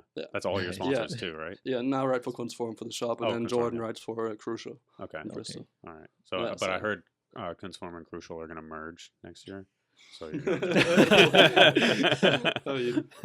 Crucial form. Collab. No, I mean, you know, coming from, we just did a couple of days in San Diego, and it's like you're hanging out with a couple of dudes. You know, it was Alex and Lewis and Kevin, and it's like you don't really get to hang with those dudes very much. But then with Jordan, you're with him all the time. Yeah, and I guess goes with those tricks too and all that stuff. Like, how was that? Or how did that come about, I guess, that you guys just... So, I mean, we both got on with the people, went on our first trip together, and just clicked. Like, just worked. We're just super good friends since then, and it's always super fun to ride with Jordan, hang out with him. Like, yeah. It's always good to go on trips, and then I don't know, somehow it just happened that we all have the same sponsors. Like, because he was on Nike too. Yeah, he was on Nike too. And that's exactly. Sick. And then got an E-Cloud later, and then he was on Etnies because like his Nike contract ran out earlier than mine. And then I met Ian when I was with the Jordans with O'Kane and Godwin, just like filming some for Doom before Battle of Hastings. And then I met Ian, got on Etnies as well, and then now Monster. So was Jordan on Etnies already? Yeah. Just coming in on Jordan. If I had to guess, a lot of it has to do with they're like pretty easy dudes to deal with. They're motivated. They're obviously very good. They are down to film. They're down to do what's asked of them, and more than that, they come up with ideas. Like they want to do stuff. You know what I mean? They're not like gonna sit around and wait for someone to like suggest something. They're gonna come with an idea. Like, oh, I'd like to do this. I want to do this. And so I think word gets out. You know what I mean? Like, oh yeah, like this is like the other guy that you like. You know what I mean? If you're looking for someone, this guy is the same mindset. So if you get, if that vibe works for you, then this is another guy. And I think that goes a long way. I mean, personally, I know that if someone that they're suggesting to help out, like, oh yeah, they want to do this and they want to do this, and basically saying like, oh, they kind of work like I work. It's like, well, I know how you work. So that makes my job easier. So I'm super down. You know what I mean? I think it probably goes the same way. Like Jordan's probably like, yeah, Felix is sick for Etnies. And Ian meets Felix. He's like, oh yeah, he's cool, whatever. Yeah. And then no like, yeah, this makes sense. Let's do it. let's make it happen. Whatever we need to do, you know, kind of like no one is getting paid like a ton of money. So when you find somebody that like works good with your workflow, it just makes your job so much better. You know what I mean? You like, can get way more done too. 100%. Feed ideas off each other. Like you're gonna have everybody on the same page. It definitely make things flow way better. Yeah, definitely. And now we just get to go on trips together all the time. It's like That's really at Nice with people Doomed, like trying to do some for Doomed all the time. So, yeah. Who owns Doomed? Is that Paul? Paul and Jordan. Yeah. Okay, that's cool. That's cool. So Jordan put you on there too. Yeah. Pretty much. Yeah, he asked me, "Oh, you want to be a part?" You got to We the people first, though, right? Yeah. Yeah. So Like, what year was that? I think I've been on with the people for 6 or 7 years. Yeah. That doesn't seem that long. I feel like it almost would. Did you have a bike sponsor before that? I rode for Premium. Oh, okay. Yeah. Like more over the distro from Germany. Yeah. Yeah. And then quit Premium, and then Paul hit me up. Cool. Yeah. What's it like riding for Wethepeople? Obviously, they're a German brand, so it makes sense in a lot of different ways. Yeah, it's the best. I mean, the office is like 15 minutes away from my house, so I'm there all the time.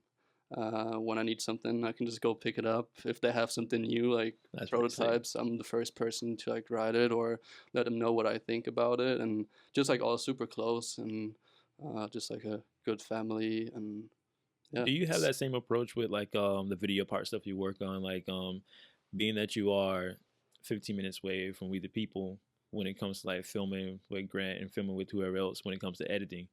Are you like hands-on, or do you guys work closely together when it comes to like putting out parts and stuff? I guess for editing, like you're just gonna edit this video. Yeah, I mean, I would say that you probably have gotten more hands-on over time, just because you were young, you hadn't had a lot of stuff. Then you've probably had stuff that you didn't like as much as other stuff, so you have an opinion. Just like I feel like most writers, like the older they get, the more they're in tune with what they actually want the video to be like, and also then like the more that you do your own stuff, because he's edited some of his own stuff that came out in the last year, it's like, then I would rather listen to you. You know what I mean? Like I don't always want to listen to everybody, because if they don't actually know, sometimes their opinion might be like not, you know, you kind of don't know because you're not in the program. You kind of don't really know what stuff looks like, what it lines up like. But since he does it, it's different. You know what I mean? So it's like, if he wants to be more interactive about it, I'm not going to be like offended or anything. It's fine. You know what I mean? I don't mind help. It's cool. Like I'd rather him be happy with the project, you know? I definitely got more picky. I'm just like, sometimes I'm like, oh, you want to film this from like there maybe, or I want to film like this, like, I don't know, in that way.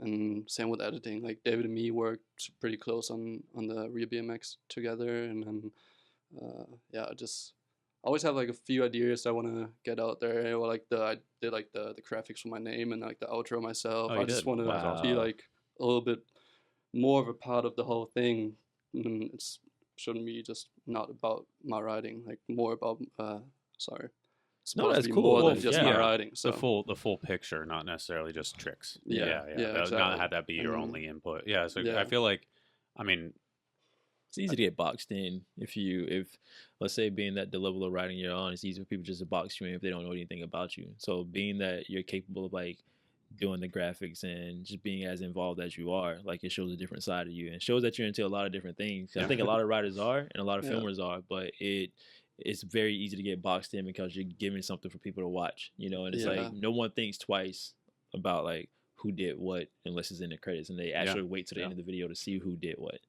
No, and in the Real BMX there was no, well, I guess there's song and film credits, but that's it. I mean, obviously you wouldn't be like graphics. Exactly. All the tricks. But I just want to be like, I don't know, sometimes I feel like I want to be a little bit more than just the writer and put some more stuff that I'm usually like that I'm not so into, like put some more stuff like that into like video pods or other projects. Have you done graphics for anything else, for any of the signature stuff, or is that? I work with like someone from Cologne, like pretty close together, but I'm like, I want like kind of like this style, and then I totally trust him because I'm super into his stuff that he usually does. So but yeah, cool.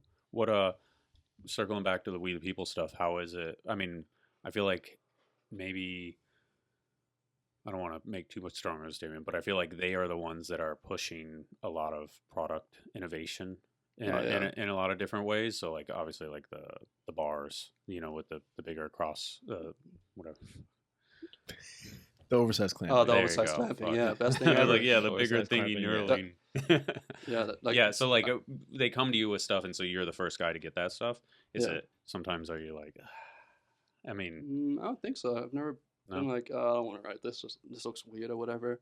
And like they would probably ask me like, what do you think about this? And I'm like, I'm not sure. Mm-hmm. Like when they did like the pedal or like the oversized clamping, just like all stuff that makes sense to me. And like I would never ride different pedal now, or ride like what pedal are you talking about? With the claw pedal with that goes to the wider platform. Mm-hmm. Okay. Stuff like this. And yeah, just like in my eyes, one of the most innovative brands out there, and they're always trying to push things, trying to do new stuff, and yeah, it's pretty fun to like be so involved with everything. Yeah, that's cool. Well, we got to talk about the carbon rims because I feel like I have one in here, and I've been slacking on doing this long. I don't know if my brain is not working today, but it's like long-term test basically. What you wrote it a bunch and out of line, right? Yeah. So like carbon rims and, you know, tubalitos and all that stuff, helium and titanium and stuff like that. Like, I mean, you know, carbon rims seems pretty out there to me. What was your take on it when it's like you get given like, hey, try this? I was kind of skeptical at first, but I wrote them for like 4 months, and you can definitely tell that they're like way stiffer and way lighter. So like bar spins and tail whips like come around way easier, and like I wouldn't have to drew my wheels for like, I don't know, a month. And I did like some bigger stuff because the rim itself stays stronger. Yeah, right? exactly. Yeah. And That's pretty sick. yeah, I tried to just try it. I did like super small flares where I landed on my back wheel and whatever, and did like that bigger half cabin out of line with it, and just stuff like that when I was out here last year. I think Dan blew up his tire. Dan like blew his tire off the rim, which is crazy because he runs like 80 psi on that Hollywood high out ledge. He was doing the feeble nollie hard. He just under rotated like a little, and the drop is pretty big, so he got a blowout or whatever. And you know he's in the zone, so he's kind of pissed. He's like, God damn it! Like, you know, did I wreck the tire or whatever? He's trying to assess like what happened. And Felix was like, just put my wheel on, just put my wheel on. And Dan's like, you have the carbon. I don't want to break the carbon. And Felix is like, fuck it. Who cares? But two, it's fine. Like, you're not gonna break it. I did whatever with it already, you know, because he had already had it on. Dan's like, all right, whatever. So he puts it on. And then, like, he lands sideways a couple times on it, then pulls it just fine. And he's like, oh, fucking carbon works. Dan's like, it works. It's like, I told you it was going to work, dude. It's like, and that's a pretty big drop, you know? It's not like, and it's like bevel, too, is like, all the... It's a pretty sketchy setup. And Dan, like, it's not like he pulled it, like, instantly afterward, you know? And it held up just fine, you know, whatever. So it does work, you know? Yeah. Have you felt it? No, I think I kind of looked at it while when you do that side to side motion, it's crazy. Yeah. Like, you know, and you like pick up, you go to pick up a box and you think it's gonna be heavy, and you like pick it up like way too fast. When you do the side to side motion, like what he's talking about, like basically what bars and like stuff, the bars and like, whips, it feels crazy. It does feel nuts. So. Sounds like it's kind of, but it's also like $300. Probably worth it. I guess like, you know, since we're talking about this, it's kind of cool to see brands such as like Claw and We the People pushing it forward to having more options for things. Yeah. Because like even if with it's the not for you, Tubalitos, it's not. Yeah, exactly. If it's not for you, it's not for you. But like to giving riders that, and all jumpers of BMX, like different options in what they want to ride and what they want to choose to ride, and even kids and even other adults that ride too. Just having those options are always key. And knowing that We the People in the Claw are pushing it forward like that's pretty sick. Yeah, cool. Yeah. Definitely. Is a oversized bar. I heard you guys talking about this the other day. Like the bar clamp thing actually makes a difference. We just keep seeing people with a bar slip, and we're at a jam. Everyone's bars are slipping. Like it's just a San Diego jam. And like I haven't heard that sound. If you would have the oversized clamping, that wouldn't happen. I haven't heard that sound in so long from any of the guys, and that's including Dan, whose bars like obviously obscenely forward, which is like really are they forward? That was a problem. Like that is part of the reason why it was like a big deal, because it's like, you know, his shit moves. It's like, it's hard to not have bars move when you ride them like that. There's a lot of leverage there. Yeah. And once he puts them there, they don't move. Like it's actually like, I was like, oh yeah, it's like, see, whatever, if they didn't have that option, that wouldn't even be like, that's cool that option exists. Like, dang, that's pretty we're not the only company anymore. You know, I think like BSD runs it, and I think Cult has a setup with it. I think Dax bars come with that size on the stem. Yeah, and I mean, for Dak, it makes perfect sense. Like the dude's like riding off roofs all the time. Yeah, all the time. Yeah, he's huge. You know what I mean? Like he's like Ninja Turtle. He's gonna like rip the bar off the stem. Ninja Turtle. Yeah, he is. He's like a Ninja Turtle. Like, yeah, it's like maybe not necessary. I mean, it's kind of funny. We were talking about, we're like, it'd almost be better if it just changed if everyone was that way, because then it would be less confusing for like a shop. Because I get it, like it's annoying. It's a bottom bracket thing. All over again. Exactly. It's like almost like there's never going to be an agreement on the standard, so we'll never switch. But it does work better, believe it or not. Like it actually works better. That's what I mean. Innovation, when it works better, and it's like, it has a purpose. You know, like I don't know if it's specifically, but if it's like a wider hub or something like that, and it's like if it makes your frame stronger and it fits what is popular in BMX right now, it's like if it's innovation for a reason, that's a cool thing. So I mean, BMX is stubborn though, so that's. But I'm psyched that they try. You know, like I mean, that's true. That's very true. We tried the elementary stem for a minute. we did. Went back. But how do you know if you double diamond try, right? frames are the only frame possible? So, I mean, which I agree with. And top load stems are the only stem. Felix rides a front load stem. I ride a front load stem. I know. Too. I know. That's front load. That's why we can't be friends. No, I know. I mean, Garrett runs a front load, so that's. I understand. I'm old. No. I feel like older was like more front load back. Like I think that was there was a phase, but I got you. Is there anything else going on that I don't know about? What's your next trip after this one? I'm home for like a week, and then I'm flying straight up to Simple Session. Oh, yeah. And I'm gonna film some stuff for Kunstform up there with like Miguel and Artur, who ride for Kunstform. Okay. Kunstform's is it only a bike shop, or they do everything? I guess like one of the biggest mail orders in Europe, actually. Like, they have like 2 bike shops, one in Stuttgart, one in Berlin, and then they mostly do like everything over their mail order. Do they do like other like sports, like scooters, skateboards, nothing? It's just BMX race, and like they have like some flatland stuff because like the owner is a flatlander, so it's core BMX. Nice. Oh, I guess one topic would be how the German scene has always predominantly kind of like taking care of their own in a sense, like freedom and stuff like that and all that. Like you guys, it seems like the German scene is like big and strong and like kind of does it right in the sense of like elevating the people within it and not just like focusing on Southern California from afar. I guess we're just like so far away from everything, just like in our small bubble, and just trying to make the best out of that, and like freedom's always been the biggest thing in BMX. Mark is still going. He like comes to all the contests to film everything, and he gives like a big platform for BMX Germany, where people can put their videos out over. And I mean, it's a bummer that the magazine isn't there anymore. That was always pretty good. Best thing to just walk to the shop and get a new issue. I guess that's, I mean, the way of the world. Yeah, they're all gone. Yeah, Marcus, the medalist. The medalist. Yeah. So Marcus Wilkie, for those people that don't know. Such a nice guy, too. Yeah, he's the best.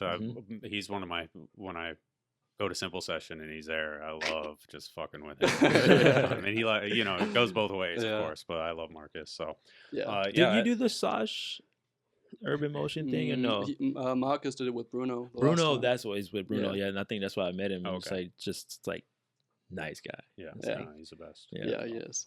No, it's like contests and jams are always going on. They're like a lot of people that are just hyped to do shit, and cool. Just keeps going. Yeah, I feel like Marcus does that, and then like you mentioned Akeem earlier, and I feel like a lot of people don't know who Akeem is. But Akeem is like a heavy industry person that gets a lot of credit for throwing a lot lot of cool events and making a lot of things happening. He still is. I think they're working on Battle of Hastings right now. They're trying to do that, and he's still doing contest jams in Germany all the time with Andy. And it's cool that, I don't know, the German scene just seems so strong to me that it's it definitely is. It's like everyone's pretty close. Everyone knows each other, since Germany's not like the biggest country, I guess. And yeah, it's always good to see everyone. It's like everyone just knows each other. It's pretty good. Cool. So what's it like, being from Germany, sausages and beer, basically. Yeah. Bratwurst, I think, is the technical name, and you're vegan and you don't drink. Yeah, I stopped drinking like 1.5 years ago, pretty much. Oh, really? Okay. Yeah. I was thinking about that. I was drinking for a while. Mhm. No, definitely liked it. It was a little bit too much. And yeah, I just realized I'm probably better off without. And yeah, just had like a few like mental issues with it that kind of came from it that I realized like a few months, a year after or something, just like after I reflected everything. Yeah, you're like, oh, I had a really bad night, and it was because I was, and Yeah, the and common denominator is I was Yeah. drunk. Yeah, no, I mean, yeah, I think, and yeah, no, just like I'm kind of like influenced from like hardcore music, and as I got more into like straight edge hardcore and stuff, and like yeah, that kind of brought me into that, and I was like, all right, I'm over this, Mhm. and that was definitely the best decision ever. And was it hard? I think, I mean, the first month was I was at my parents' house, so it wasn't that bad. And then as soon everyone like of my friends knew that I'm not gonna drink again, Mm-hmm. like yeah, whatever. Yeah. So yeah, I'm definitely not going back. That's For good. sure. Yeah, Yeah. it's a health difference, I'm sure. Yeah. And then Yeah, just like physically and mentally, I just feel way better without. cool. That's Yeah. great. Was and then Mm. have you been vegan for? I think I've been vegan for over 1.5 years now, and I haven't had meat before that for like a year, 1.5. Okay. Yeah, I just like watched too many documentaries, got way too deep into it, and I was like, asked myself if I'll be able to like kill an animal myself, and I was like, nope, definitely not. So why should I eat it? Yeah. It's a good point to make. Like I'm personally not vegan or anything. I eat meat, and me and Mike, we always talk about like if the world like was pretty much coming to an end, like could a person like know how to fend for themselves? Like, could you catch a fish, gut it, and clean it, and eat it? Like most people can't. Like younger people can't. Not, yeah. But it's cool to hear that you say like you made it. You said, "Can I kill an animal and eat it?" Like you said no. So that's like it's cool to hear it versus like saying like somebody be like, "Oh yeah, I'm vegan because like I felt like I saw everybody else doing it, so I did it." But like you have a legitimate reason. Like you ask yourself the question like, well, could I do this myself? Yeah, exactly. And that's pretty cool to hear. Yeah. I mean, it's hard though, especially vegan. Vegan is super hard. It's hard on Grant too, probably. It's not too bad. It's easy to find places to eat. It took me a while to get rid of cheese. Yeah. And then like I wouldn't buy like regular milk or anything for like super long. Wouldn't eat eggs and whatever. Cheese was just like the last thing that I had to get rid of. Yeah. And then I don't know, it just click on that one day. I was like, all right, I'm over this. Yeah, I'm gonna do it. I'm gonna commit to it. And I mean, yeah, you just gotta make it work. You get used to it, and it's like you will find something anywhere, even when you're traveling at an airport, whatever.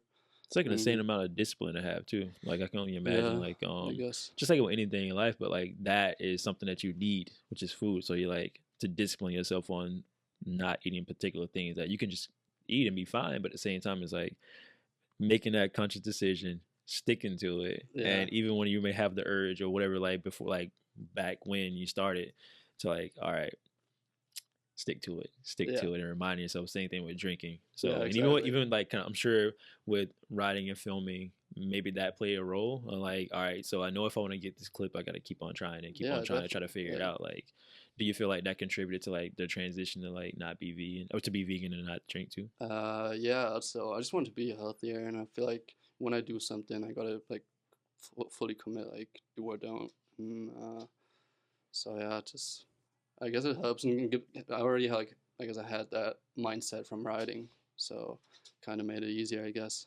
to be fully like, yeah, I'm over this. Cool. Don't want to be a part of this. Yeah.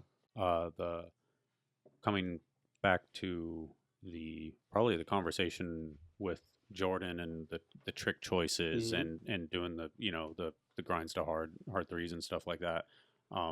Now you have all the switch opposite, the Swoppo the opposite, and stuff like Swoppo? that.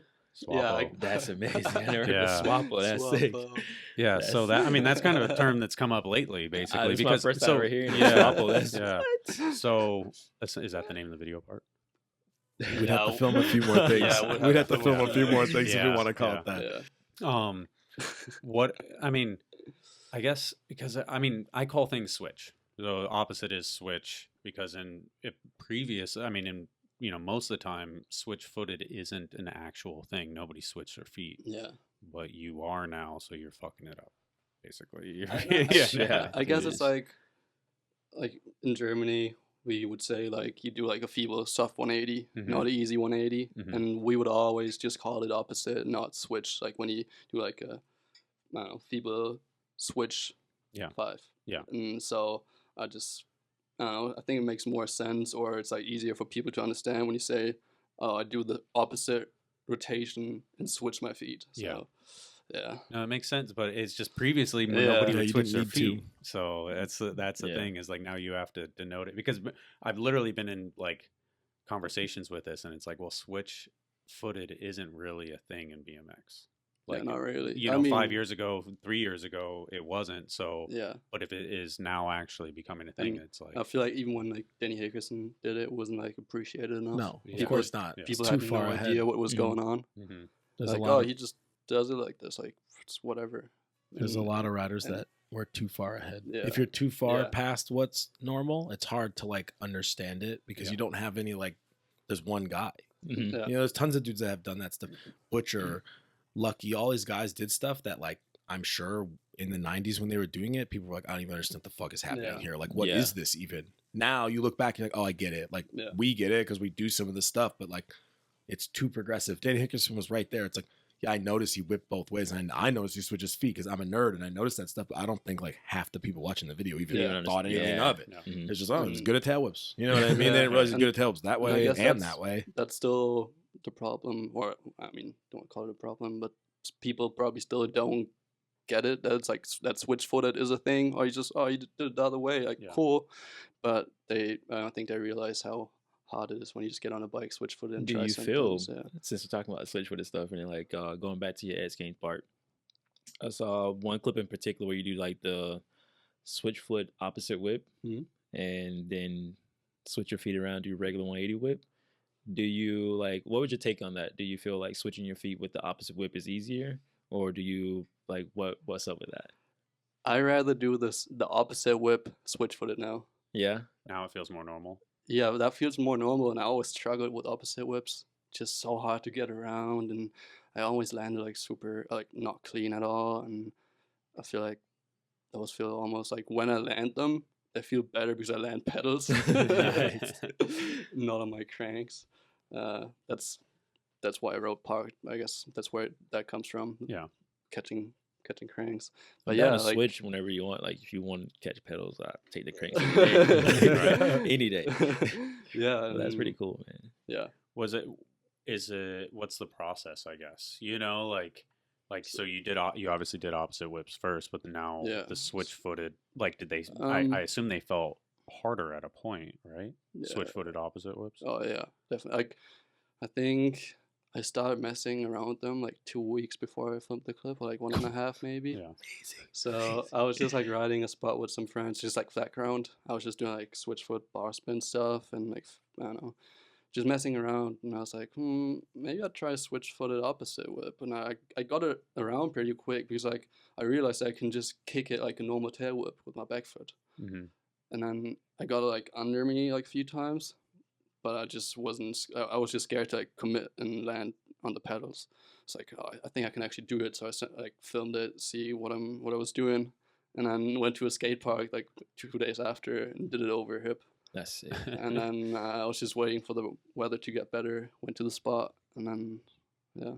It's so interesting because it's like if you can already do opposite whips, and then switch footed opposite whips are a process, it's like I feel like most people just bail. You know, like, oh, I can already get all the credit without this pain and suffering of doing it switch footed. You know what I Yeah, mean? Like, yeah. because as to Grant's point, it's like a lot of people don't notice. If you can't put it in a line that spells it out, like the line Yeah, you did in true, your X Games true. part, a lot of people can't notice. Yeah, won't definitely, notice, yeah. can't notice, and it's like It goes hand in hand, probably working closely with the person you're filming with too. Yeah. Like they know, and if they pay attention to how you ride, it helps kind of like put emphasis on those particular things that they have people the go skill over to illustrate it, you know, because there was a couple of moments in that, and that did help in your video part, but again, it was like there was a couple where I was like, fuck, like let me go back, let me write this down, look at my notes. That's the biggest compliment I can get for that people are like trying to figure it out. Yeah, it's sick, man. Hyped and